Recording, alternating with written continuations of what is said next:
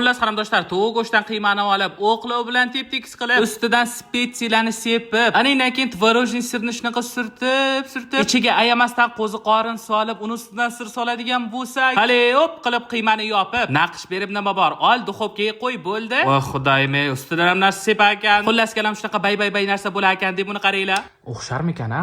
Deb turib birinchi qiladigan ishim pergamentni olib yog'lashdan boshlandi. Negadir meni tovuq go'shtimni qiymasini rangi boshqacham deyman-a. Videoda ko'rsatilgandek qilib qo'limda yoyib oldim. O'qlov ham kerak bo'lmadi-yu. Ichiga tvorojniy sirni solib, obbo, sir fosh bo'ldi-yu. O'zi qorinlarni mayda qilib to'rab, tvorojniy sirni ustidan qo'yib chiqdim qarindoshlar. Qarindoshlar, studiyamda sir qolmagan ekan-de. Sir solmasdan hali o'p deb shunaqa yopib, hammasi ham videoda ko'rsatilgandek to'ch bo'lish shart emas. Asosiysi mazasi zo'r chiqsa bo'ldi. Nima dedinglar, a, qarindoshlar? Ustidan talqonni sepib, duxovkaga 180 gradusga jo'natib yuborgandim, tayyor bo'pti. Qani endi sizlar bilan degustasiya qilib ko'ramiz qarindoshlar. O'rtasidan kesib oldim. Xuddi sir solgandek ustidan bosib ko'rsatishimga o'ylayman.